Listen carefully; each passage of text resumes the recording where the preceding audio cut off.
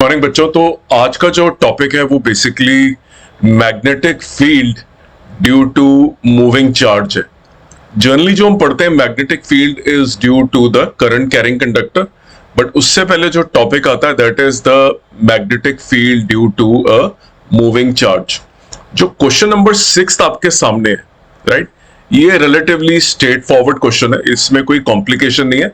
इसमें मैं उन बच्चों को जो जिन्होंने क्लास 11th की अच्छी तैयारी नहीं करी, थोड़ा सा एंगुलर मोमेंटम के बारे में बता दूंगा, राइट। ये क्वेश्चन टफ नहीं है, स्ट्रेट फॉरवर्ड 12th स्टैंडर्ड का क्वेश्चन है। और क्वेश्चन नंबर 2 जो है, this question is slightly complicated. ये क्वेश्चन थोड़ा सा मुश्किल रहेगा। मुश्किल नहीं मतलब आपको थोड़ा सोचना पड़ेगा कि कैसे करना है। तो आइए पहले क्वेश्चन नंबर 6 को पढ़ लेते हैं। क्वेश्चन नंबर 2 को, जो अगला क्वेश्चन है, इसको बाद में करेंगे इसी वीडियो के अंदर। An electron of mass m orbiting around the nucleus has an angular momentum l। Okay, nucleus के अराउंड है तो सर्कुलर ऑर्बिट होगा, ये तो पक्का है। The magnetic field produced by the electron at the center of the orbit can be expressed as। तो आपका एक न्यूक्लियस है, उसके अराउंड आपका इलेक्ट्रॉन घूम रहा है, मान लीजिए, right, and this is your electron and the radius of the motion, circular motion is r। तो एक तो मुझे ये मालूम चल गया कि इसके अंदर जो मैग्नेटिक फील्ड है, it is very similar to the magnetic field produced by a current carrying conductor at the center of the loop। तो अगर आपका एक करंट कैरिंग कंडक्टर होता है, देखिए ये आपका करंट कैरिंग कंडक्टर है, राइट। करंट कैरिंग कंडक्टर के अंदर at the centre the magnetic field is given by mu naught I upon 2r। This is the magnetic field due to a circular current carrying conductor at the centre. Okay, अब देखिए इसके अंदर अगर ये charge E है और अगर हम इसका वेलोसिटी निकालना चाहेंगे, so that will be given by the total distance which is the circumference divided by the total time. एक सर्कमफरेंस पूरा करने के लिए टाइम पीरियड T चाहिए होता है। So we know now the velocity is given by 2 pi r upon T। और magnetic field जो हमने फॉर्म, और हमें मालूम है कि current is given up by Q by T। तो हमारे पास जो करंट है दैट इज इलेक्ट्रॉन करंट, और हमारा जो टाइम पीरियड है, अगर मैं इस एक्सप्रेशन को देखूं, I can write it as 2 pi r multiply by v। This is my current actually, right. Now इस एक्सप्रेशन के अंदर जो करंट आ गया आपका, I can use this current. So ये बेसिकली इलेक्ट्रॉन का जो मूवमेंट है, right, it is as good as current. ये बात है, इलेक्ट्रॉन अगर मूव कर रहा है तो क्या इसका क्या मतलब है, राइट, कि करंट ही है, because current is given by dq by dt। Electron in motion is same as a current. तो हमने करंट निकाल लिया इलेक्ट्रॉन इन मोशन की टर्म्स में। ये इलेक्ट्रॉन का चार्ज है, ये इलेक्ट्रॉन की वेलोसिटी है, ये इलेक्ट्रॉन का रेडियस है, ये हमारा न्यूक्लियस है। तो हमने करंट निकाल लिया और हमने ये शो कर दिया कि इलेक्ट्रॉन का मूवमेंट एक तरह से करंट ही होता है। अब किसी भी करंट की वजह से जो सर्कुलर लूप के अंदर हो, मैग्नेटिक फील्ड का एक्सप्रेशन ये है। So magnetic field is given by mu not 2r multiply by EV upon, मैं करंट की वैल्यू डाल रहा हूं, जब मैंने इलेक्ट्रॉन के मूवमेंट को करंट में कन्वर्ट कर लिया, EV upon 2 pi r। Okay, so this becomes mu naught EV upon 4 pi r square. So this is my magnetic field. However, if you notice the expressions, इसके अंदर angular momentum आ रहा है। अब देखिए, if you have a circular motion जहां पे velocity की direction ये है, radius ये है, then the angular momentum is given by the formula mv cross r। It's basically physical terms में अगर मैं बोलूं तो अगर कोई बॉडी गोल गोल घूम रही है तो उसके अंदर कितना वो quantity of goal goal motion है, उसके अंदर कितना मोशन है सर्कुलर मोशन, उसके बारे में ये सिंपल तौर पे बता रहा हूं मैं आपको, is given by the expression, ये वेक्टर प्रोडक्ट होता है, this is a vector product. अगर देखिए v यहाँ पे r यहाँ पे तो 90 डिग्री हो गया angle, so angular momentum is mvr sin 90। So this is the quantity of motion, circular motion contained by the electron. तो इलेक्ट्रॉन देखिए लीनियर मोमेंटम भी कैरी करता है। अगर इलेक्ट्रॉन सीधा जा रहा होता वेलोसिटी v और मास m का, तो इनका इसका जो लीनियर मोमेंटम होता वो होता मास इनटू वेलोसिटी, राइट। लेकिन जब एंगुलर मोमेंटम की बारी आती है तो then there is a concept of axis इसके अराउंड। तो देखिए लीनियर मोमेंटम इसका यहां पे mv, बट एंगुलरली नाप रहे हैं आप around this axis which is a distance r। तो ये वाली जगह जो है this is mv at a distance r, the angular momentum calculated is mvr। तो मैं अगर इस एक्सप्रेशन को देखूं यहां, तो देखिए, और angular momentum is represented by l, it's a vector product v cross r। अगर v मान लीजिए is given in i and radius is given in j, then i cross j is equal to k, मतलब angular momentum बाहर की तरफ है, right, third dimension की तरफ, वेक्टर प्रोडक्ट का कॉन्सेप्ट। तो मैं आपको थोड़ा सा एक्स्ट्रा बता रहा हूं एक्सप्लेनेशन के लिए। कई बार क्वेश्चन स्ट्रेट फॉरवर्ड नहीं होते, उनमें डायरेक्शन का सेंस भी पूछा जाता है, specially JEE Mains, West Bengal, JEE BITSAT, NEET के एग्जाम में, that really test you on your knowledge of the direction also. ये तो थोड़ा सा इजी क्वेश्चन है तो मैग्नीट्यूड पे ही छोड़ दिया है, बट क्वेश्चन के ऊपर डायरेक्शन का सेंस भी आ सकता है आपको। अगर इलेक्ट्रॉन इस डायरेक्शन में है तो करंट इस डायरेक्शन में, right, just be very careful on this also. तो हमने B का एक्सप्रेशन निकाल लिया, L इज mvr। इसमें L तो आ नहीं रहा, देखिए B के एक्सप्रेशन में आपको B का जो एक्सप्रेशन है you have to find it in terms of L।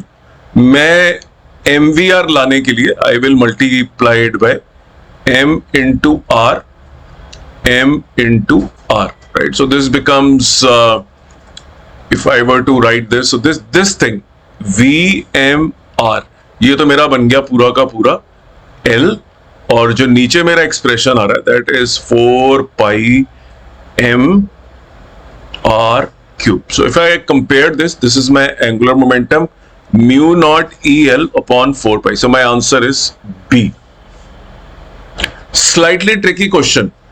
Angular momentum के बारे में पढ़ के जाइए, कई जगह पे आपका सामना एंगुलर मोमेंटम से हो सकता है, राइट। जैसे कि ये एक बॉडी है, ये जा रही है mv वेलोसिटी से, यहां इसका है कोई एक्सिस है, तो you have to calculate its angular momentum. तो एंगुलर मोमेंटम इसका जो दिया जाएगा that will be mv cross r, right. And तो r क्या है, it's perpendicular distance from the axis about which the angular momentum is being calculated।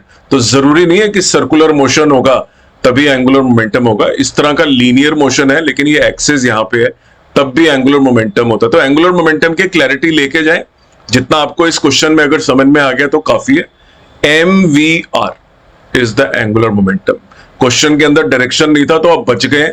Question में अगर सेंस ऑफ डायरेक्शन आ जाता तो मैग्नेटिक फील्ड की जो डायरेक्शन है वो भी पूछ लेते outward inward, that would have made your job bit difficult. Okay, तो हमने पहला क्वेश्चन कर लिया। मैं इस क्वेश्चन को इजी क्वेश्चन मानता हूं। ये क्वेश्चन आपको बोर्ड लेवल पे या नीट के एग्जाम के अंदर आ सकता है, बिट सेट में भी आ सकता है। लेकिन अगर मैं क्वेश्चन नंबर 2 की बात करूं, which is this, now this question is bit tricky. ये क्वेश्चन इजी नहीं है। मैं इस क्वेश्चन को पहले पढ़ देता हूं, उसके बाद मैं आपको सिचुएशन समझा देता हूं और उसके बाद देखते हैं इसको सॉल्व कैसे करते हैं। ये चीज आपके लिए नहीं होगी और एक्सप्लेनेशन के साथ करूंगा एज यूजुअल। मैं this is the only channel in the country which emphasises on explanation. बाकी कोई चैनल जो है इस कंट्री में एक्सप्लेनेशन नहीं, आंसर पे आपको इसका आंसर मिल जाएगा लेकिन समझाने वाला कोई नहीं है आपको, ये पक्का है।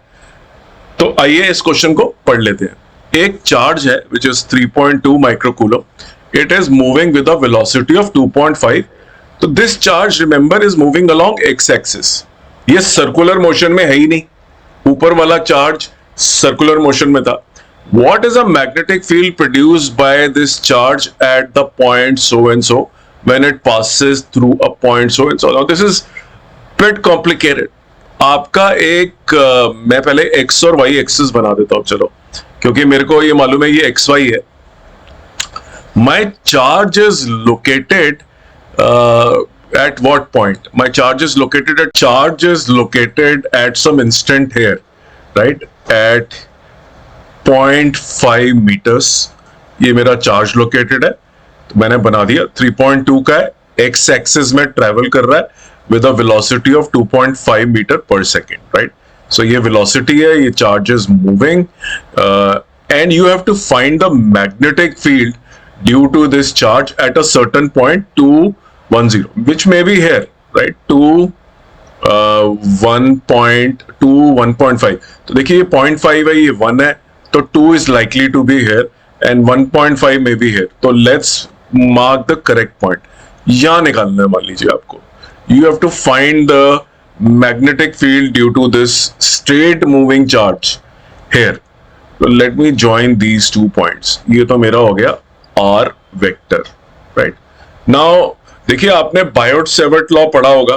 ऐसे क्वेश्चन के अंदर देखिए मैग्नेटिक फील्ड का जो एक्सप्रेशन है, now this is something new, और तभी मैं बोलता हूं ये जेई मेंस में या जेई एडवांस में आपको ये वाला क्वेश्चन आ सकता है. It's not a straightforward question. Magnetic field due to a straight moving charge.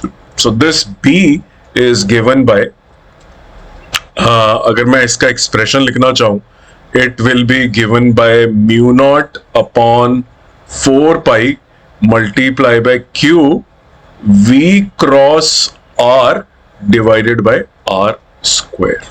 Now this is different, right? आप देखिए ऐसा एक्सप्रेशन आपने देखा नहीं होगा. ये इंस्पायर्ड बायोट-सेवर्ट लॉ से ये. सो आई होप इस एक्सप्रेशन को ध्यान से देख लीजिए. एक चार्ज Q है, वेलोसिटी V से जा रहा है. द पोजीशन वेक्टर जहां पे आपको निकालना है magnetic field compare to this point, that position vector is this R, ये वाला, राइट, जो मैंने बनाया है. This is R. चार्ज जहां पे है, जहां निकालना है वो ये वाला पॉइंट है. So this is 2, 1.5. इसको समझ लीजिए, इस एक्सप्रेशन को बहुत ध्यान से. Very very important expression for you. देखिए अब जो मैग्नेटिक फील्ड है, it's a vector, and now let's convert everything into a vector. देखिए velocity is an X axis, so velocity को मैं लिख सकता हूं 2.5 I, right, positive X axis की तरफ है. जो मेरा पोजीशन वेक्टर है, I can write it as 2 minus 0.5 I plus 1.5 J. So मेरा ये आ गया 1.5 I plus 1.5 J. So this is your position vector. I hope this is making sense. मैं इसको सारा का सारा वेक्टर में कन्वर्ट कर रहा हूं. Okay. So let me just put the values also and say the magnetic field therefore will be given by, और obviously अगर आपको R square निकालना है तो आप magnitude of R की अगर बात करें तो 1.5 square plus 1.5 square का under root. So this is 1.5 into root 2. Okay, and therefore the magnetic field का अगर expression है तो mu naught upon 4 pi, जो charge है आपका 3.2 into 10 raised to power minus 6 multiply by velocity which is 2.5 I cross 1.5 I plus 1.5 J divided by R square which is 1.5 into root 2. इसको solve कर लीजिए, you will get the answer. Now just remember, जब आप cross product ले रहे होंगे V cross R का मतलब 2.5 I और 1.5 I plus 1.5 J. Obviously जब I क्रॉस I करेंगे आप, right, I cross I, so sine 0 होगा, this will be 0, and when you will do 2.5 I cross 1.5 J, so 2.5 I cross J जो भी आपका आंसर आता है, देखिए मल्टीप्लाई करने पे 3.75 for example, that will be K. तो आपका जो मैग्नेटिक फील्ड का डायरेक्शन है, it is going to be K actually. This is a point. So हर क्वेश्चन फिजिक्स का generally after you apply your strategy, जैसे कि स्ट्रेटेजी हमारी थी magnetic field due to a charge moving with velocity v in a straight line. वो हमने strategy लगाई, उसको सॉल्व करा और फाइनली हमने उसको वेक्टर के अंदर कन्वर्ट कर लिया, which is what we do in most of the questions. आप इस एक्सप्रेशन को सॉल्व कर लीजिए, you know the value of the v cross r आपको मालूम है, q की वैल्यू आपको मालूम है, आपको म्यू नॉट अपॉन 4 की भी वैल्यू मालूम है, आपका मैग्नेटिक फील्ड आ गया, and put the units of magnetic field and you get the answer. ये क्वेश्चन मैं क्यों बोलता हूं ये इंपॉर्टेंट है, क्योंकि ये क्वेश्चन अनकन्वेंशनल है। ये आपको बायोट-सेवर्ट लॉ से डायरेक्टली एकदम दिखता नहीं है कि आ रहा है, लेकिन है वहीं से इंस्पायर्ड। डेरिवेशन के अंदर मैं जा नहीं रहा हूं, इसको स्टडी करें क्वेश्चन को ध्यान से और समझने की कोशिश करें कि आर क्या था, वी क्रॉस आर क्या है, एक्सेट्रा एक्सेट्रा। जो ऊपर वाला क्वेश्चन हमने सॉल्व करा दैट वाज नॉट कॉम्प्लिकेटेड, मुझे लगता है वो स्ट्रेट फॉरवर्ड क्वेश्चन है, उसके अंदर कुछ खास नहीं था except that angular momentum. But this question was tricky because इसके अंदर काफी जो एक्सप्रेशन ऑफ मैग्नेटिक फील्ड है वही अपने आप में चैलेंज बन जाता है कि what is the expression of a magnetic field due to a moving charge moving in certain velocity. अब जरूरी नहीं कि वेलोसिटी एक्स एक्सिस पे हो, the velocity could have been, you know, it could have been something like this also, right. ये भी हो सकती थी आपकी वेलोसिटी, और आपका जो आर है वो ये हो सकता था, and you may there is an angle between them, जैसे कि यहां भी एंगल है basically, right. There is an angle sine phi जो इनका वेक्टर प्रोडक्ट आता है, राइट। सो साइन फाई भी निकाला जा सकता है अगर हमें एंगल निकालना है दोनों के बीच में, right. So we know the tricks of vector product, जिससे हम angle between the two vectors भी निकाल लेते हैं। So A cross B, right, is given by magnitude की बात करें, magnitude of A into magnitude of B into sine phi, right. So अगर आप एंगल की टर्म्स में डायरेक्शन निकालना चाहते हैं तो वैसे निकाल लीजिए, you know A cross B, you know the magnitude of a magnitude of b, so you can find sin phi, which is the angle between the position vector at which you are finding the magnetic field and the direction of the velocity। इन दोनों के बीच में angle भी निकल सकता है। तो उम्मीद करता हूं ये आपको क्वेश्चन समझ में आया प्रॉपर्ली कि हम करने की क्या कोशिश कर रहे थे, कुछ नया मिला आपको जो आपने पहले कभी भी नहीं देखा था। जेई मेंस और जेई एडवांस के लिए इंपॉर्टेंट क्वेश्चन है, नीट के लिए मुझे इतना ज्यादा इंपॉर्टेंट नहीं लगता है क्योंकि कुछ मैसिव कैलकुलेशन है और जरूरत से ज्यादा कॉन्सेप्ट लगाए जाते हैं। ऊपर वाला क्वेश्चन नीट, बिट, सेट और के लिए अच्छा है, लेकिन क्वेश्चन नंबर 2 जो था वो वेस्ट बंगाल जेई के लिए भी बहुत इंपॉर्टेंट हो सकता है, उधर भी थोड़े से टफ टाइप के क्वेश्चन आते हैं। तो thank you very much for watching this. If you like this video, इसको जरूर थम्स अप दें और मेरे चैनल को सब्सक्राइब करें। बहुत ही बढ़िया एक्सप्लेनेशन ओरिएंटेड क्वेश्चन आपको मिलेंगे जो आपको कुछ नया सिखा के जाएंगे, आपका क्विक रिवीजन करेंगे जेई मेंस के लिए, सीबीएसई के लिए, नीट के लिए, बिटसेट के लिए, वेस्ट बंगाल जेई के लिए, तेलंगाना के लिए और आंध्र प्रदेश का जो इंजीनियरिंग एंट्रेंस एग्जाम है उसके लिए, और आईसीएआर के लिए भी बहुत सारे एग्जाम है। Keep preparing, keep watching my video and do subscribe to this channel. Thank you very much for your time today.